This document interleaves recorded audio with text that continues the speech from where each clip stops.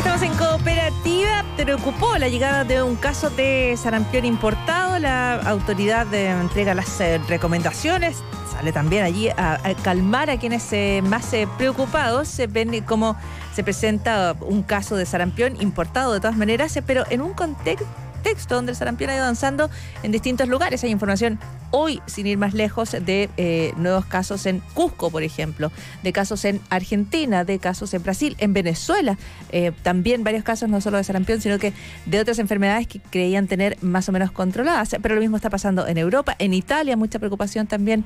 El caso de una muerte de un bebé de muy poca edad a causa del sarampión. Nos acompaña María Paz Bertoglia a esta hora. Ella es epidemióloga, es una de las fundadoras de Etil Mercurio, un sitio de divulgación científica académica de la Universidad de Chile. También, ¿cómo estás, María Paz? Buenas tardes. Muy bien, Paula, muchas gracias por invitarme. Gracias por estar hoy con nosotros. ¿Qué es lo que debería preocuparnos respecto a este caso de sarampión importado en Chile?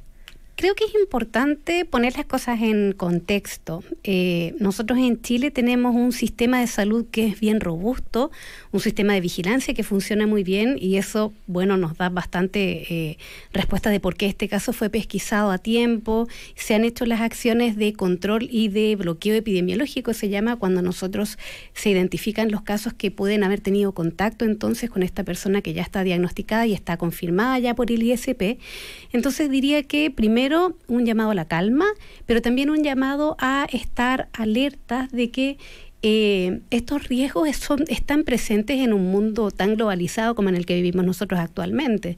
Entonces creo que tener un poquitito de consideración que estos agentes virales existen, están cercanos a nosotros y entonces tener claros cuáles son las acciones que puede hacer la población para protegerse a sí misma y proteger al resto también. Ya, y son varias acciones y las podemos ir revisando, pero en el caso de un sarampión que viene de una persona que se traslada hasta el país con el sarampión, sí. ¿Cuáles son las barreras que tú puedes aplicar? ¿Tú tienes barreras previas al vuelo? Porque hay algunos aeropuertos en algunos países donde incluso te ofrecen vacuna para, qué sé yo, fiebre amarilla, por ejemplo. Perú ahora mismo está ofreciendo la vacunación para el mismo virus sarampión para todas las personas que cruzan entonces la frontera. Y esas son acciones que a lo mejor van a ser analizadas en su conjunto de acuerdo al riesgo en la región que nosotros estamos en este momento. Podría ser a lo mejor uno de los casos que se podrían instalar, pero yo creo que más que nada la reflexión es cómo nosotros nos protegemos mientras estamos acá en el país, porque ahí también hay indicaciones para, por ejemplo, reforzar y revisar si los calendarios de vacunaciones están al día.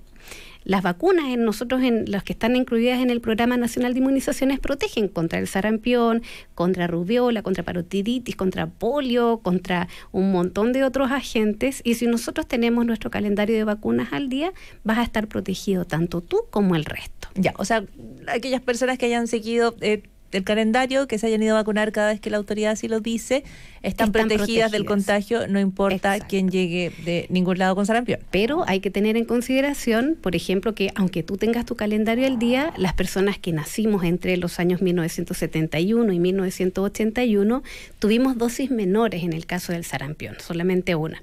Entonces, claro, tú a lo mejor vas a estar tranquila porque tienes tu calendario completo, pero por eso la indicación es que estas personas, si van a salir del país independiente del destino, reciban al menos 2 semanas antes del viaje una dosis de vacuna trivírica, que es la vacuna que contiene el sarampión. ¿Y tenemos algún número respecto a cuántas de las personas nacidas entre el 71 y 81 efectivamente han reforzado esta dosis? ¿Cuántas han llegado a vacunarse? La verdad es que no sé ese dato, pero sí sabemos que en total son alrededor de 2 millones de personas que debieran entonces vacunarse con esta dosis para quedar protegidas ellas en caso de que salieran entonces del país. Ya, supongamos que de esos 2 millones un porcentaje chiquitito hubiera viajado afuera y hubiera tomado la precaución de vacunarse. Sí. Supongamos que otro porcentaje haya seguido atentamente las instrucciones y haya dicho mejor voy y me vacuno. Claro. De todas maneras es un número bastante grande, o sea, con 2 millones, digamos, de potencialmente contagiados. De potencialmente personas que no estén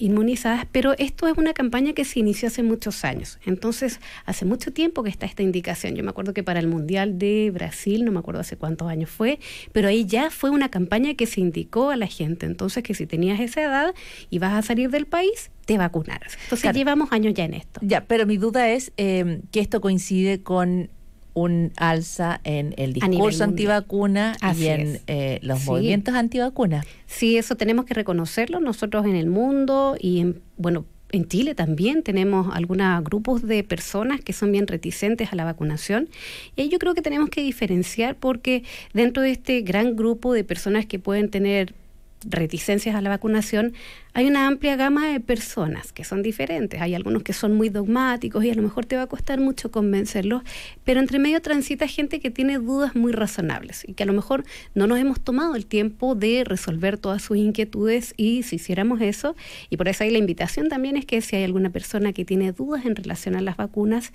hay varios canales a los cuales tú puedes acceder gratuitamente. Incluso está el teléfono de Salud Responde del Ministerio de Salud, también está el programa Chile Crece Contigo, que tiene una plataforma en internet donde tú puedes hacer consultas, y somos varios que ayudamos ahí con resolver las dudas.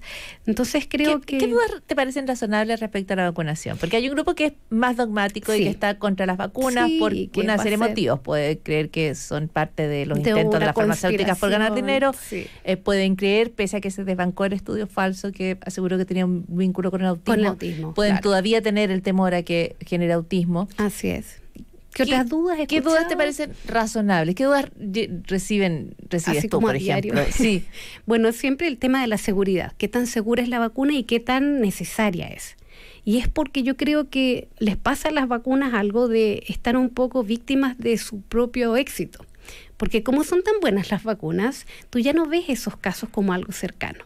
Crees que no tienes, por ejemplo, riesgo de sarampión, riesgo de rubiola, riesgo de difteria, que son patologías que efectivamente las tenemos muy bien controladas, pero las tenemos bien controladas por las vacunas. Entonces, si dejamos de vacunarnos y nos baja la cobertura, claramente nos va a suceder esto con otras enfermedades, como lo que estamos viviendo actualmente con el sarampión. Cuando la gente te pregunta si las vacunas son seguras, ¿te está preguntando si efectivamente la van a proteger del sarampión, o te están preguntando si no les van a causar otros problemas? Preguntan por eventos adversos principalmente. ¿Qué va a pasar si te puede ocurrir algo grave después de vacunarte? ¿Cuál es el temor más recurrente? Depende de la vacuna. Por ejemplo, con la vacuna antiinfluenza, esa tiene muy mala fama y nos cuesta mucho, porque en general hay un rumor que es algo bien compartido tanto en redes sociales como a nivel comunitario, de que si te vacunas te vas a enfermar, por ejemplo. Eso se escucha harto. Incluso hay gente que dice, me vacuné y me enfermé, claro. Y antes no me había vacunado, antes nunca me pasaba, así que no me vuelvo a vacunar. Eso se ha escuchado invierno. Es muy común escuchar eso, y bueno, al menos en ese caso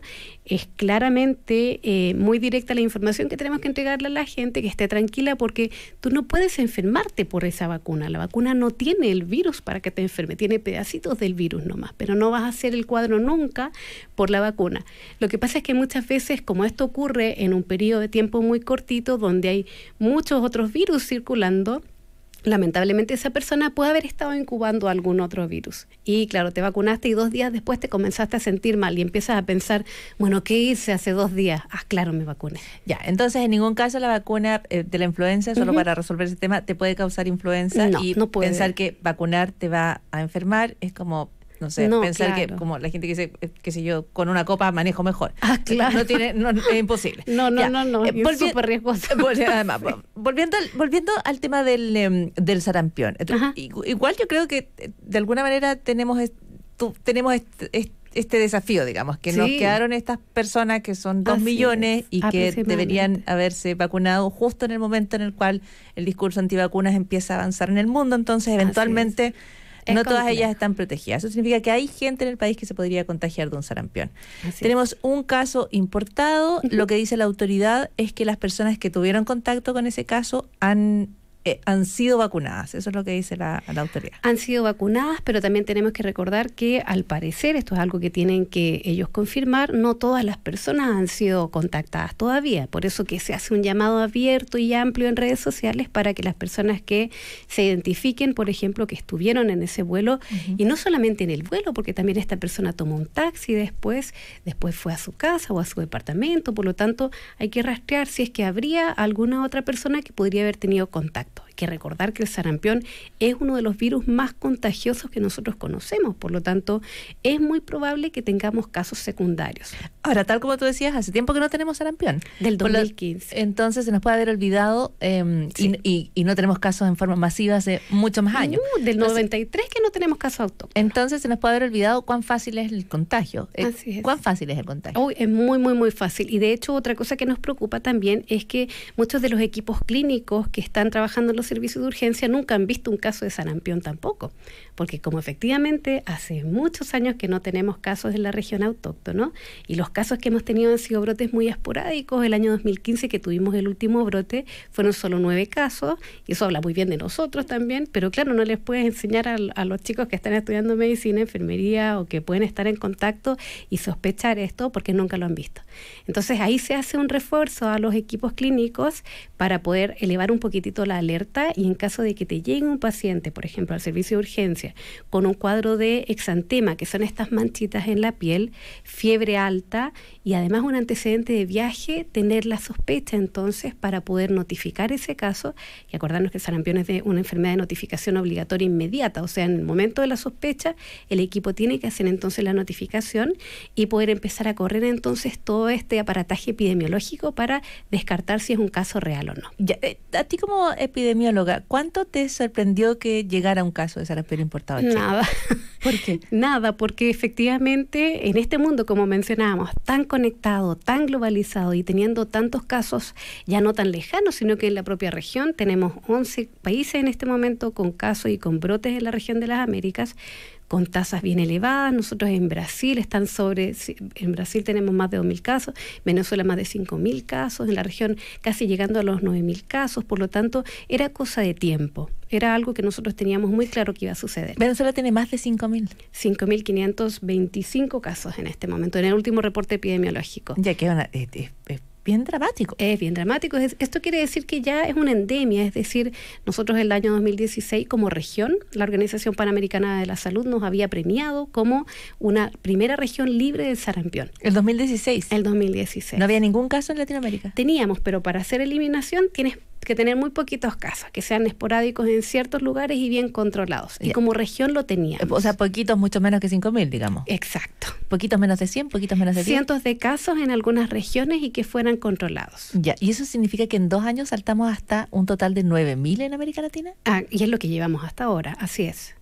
Eso es lo que pasa porque así son los virus cuando bajan las coberturas. ¿Tú crees que eso está vinculado con la falta de vacunación?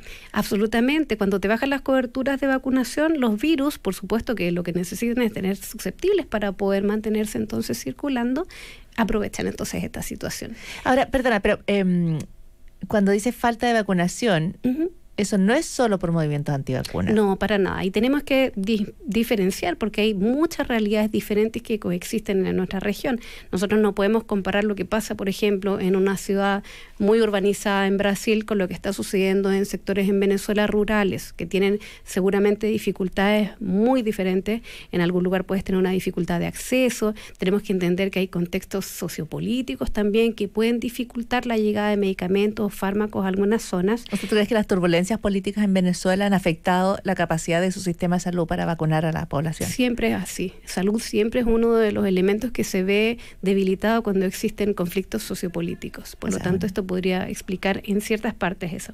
En otras partes no. Por ejemplo, en otras ciudades nosotros podríamos decir, acá no hay un conflicto político, social muy grande como para poder explicarnos estos. Brasil, por ejemplo. En Brasil, en algunas zonas urbanizadas, lo más seguro es que ahí sí sea responsabilidad de estos miedos infundados y de movimientos entonces que llaman a la no vacunación. Argentina hoy día está contando casos. Argentina también tiene en este momento 14 casos y tuvieron que hacer una vacunación extra en los menores de edad entre 6 meses y 1 año para poder controlar este brote. Se le está yendo un poquito de las manos.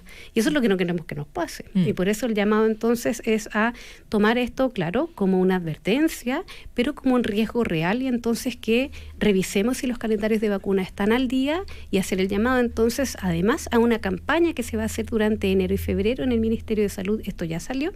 Y todas las personas que tienen entre 20 años y 24 años, 11 meses y 30 días tienen que vacunarse. Muchísimas gracias, María Paz Bertoglia. Gracias. Continuamos en Cooperativa. Nos vamos al contacto con Diego Valverde. Tenemos información. Ya sabíamos de la llegada del subsecretario Uvilla hasta el Cerro Ñerol. ¿Cómo estás, Diego? Buenas tardes, Paula Molina. Habla hasta ahora el subsecretario del Interior, Rodrigo Uvilla. Considerando la investigación que tiene que ver con la muerte del comunero. Y por otro lado, un fiscal, ¿no es cierto?, dedicado a la investigación de la causa del robo de los vehículos. Esto tiene varias fortalezas, en opinión nuestra. La primera es que estos dos fiscales van a permitir trabajar, ¿no es cierto?, ambos con la Policía de Investigaciones, de manera acelerada para poder avanzar en lo que es la solución a estas dos situaciones. Son dos hechos